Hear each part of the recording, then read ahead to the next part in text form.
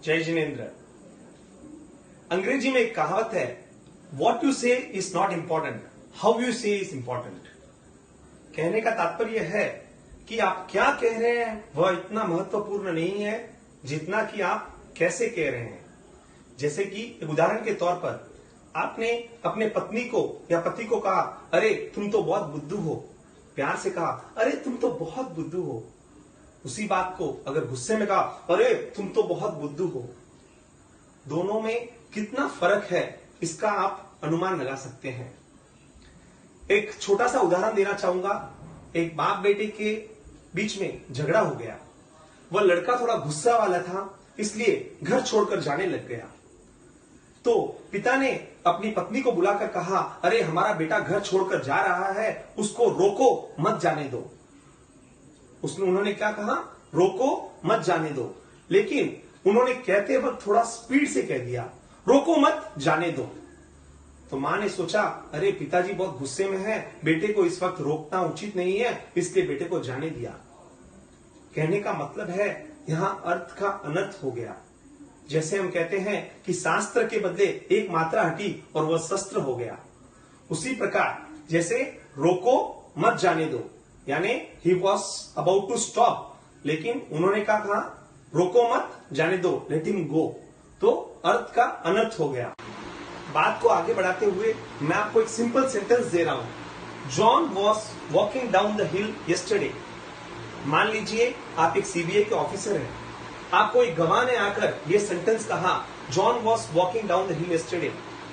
तो उसको रखकर आप क्या पता लगा सकते हैं, इसका हम इस वॉइस मॉड्यूलेशन के बारे में जानेंगे कि हम कहां पर स्ट्रेस देना है, कहां स्ट्रेस दे रहे हैं और उसका क्या अर्थ निकलता है। जैसे John was walking down the hill yesterday, यानी जेम्स, जोसेफ, जॉन, तीन लोग उतर रहे थे, उनमें जॉन भी था। John was walking down the hill yesterday, यहां हमने स्ट्रेस लगाया इस शब्द पर, जॉन पर। John was walking down the hill yesterday. अगला हो गया was. John was walking down the hill yesterday, यानी वो परसों नहीं गया था, कल गया था, या आने वाले कल नहीं है, इट वॉज, वह बीत चुका है। John was walking down the hill yesterday. तीसरा हो गया John was walking down the hill yesterday, यानी वह दौड़ के नहीं जा रहा था। मान लीजिए वहां कोई मर्डर हुआ है, जॉन ने अगर मर्डर किया है तो वो दौड़ कर जाता, लेकिन वो पैदल जा रहा है, यानी John was walking down the hill yesterday. चौथा पॉइंट हो गया down. John was walking down the hill yesterday, यानी वह पहाड़ चढ़ नहीं रहा था, पहाड़ से नीचे उतर रहा था। मर्डर तो पहाड़ के ऊपर हुआ है और ये नीचे उतर रहा था, तो इसका और उसका हम रिलेट कर सकते हैं इस शब्द पर, जॉन पर। John was walking down the hill yesterday. अगला हो गया was. John was walking down the hill yesterday, यानी वो परसों नहीं गया था, कल गया था, या आने वाले कल नहीं है, इट वॉज, वह बीत चुका है। John was walking down the hill yesterday. तीसरा हो गया John was walking down the hill yesterday, यानी वह दौड़ के नहीं जा रहा था। मान लीजिए वहां कोई मर्डर हुआ है, जॉन ने अगर मर्डर किया है तो वो दौड़ कर जाता, लेकिन वो पैदल जा रहा है, यानी John was walking down the hill yesterday. चौथा पॉइंट हो गया down. John was walking down the hill yesterday, यानी वह पहाड़ चढ़ नहीं रहा था, पहाड़ से नीचे उतर रहा था।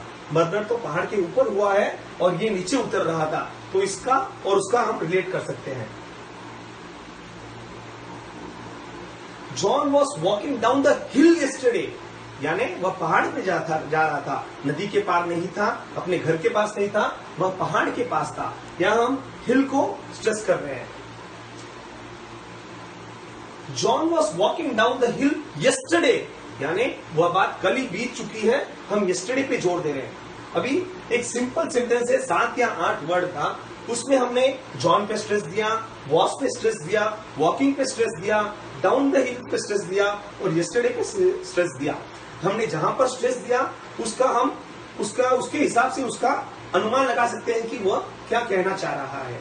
अंत में इतना ही कहना चाहूंगा कि एक अच्छा वक्ता के लिए कब बोलना है, कब रुकना है, कब पॉज देना है, कब वापस चालू करना है और कब अंत करना है, इसका उसको अच्छी तरह से समझ होनी चाहिए। जय जिनेंद्र।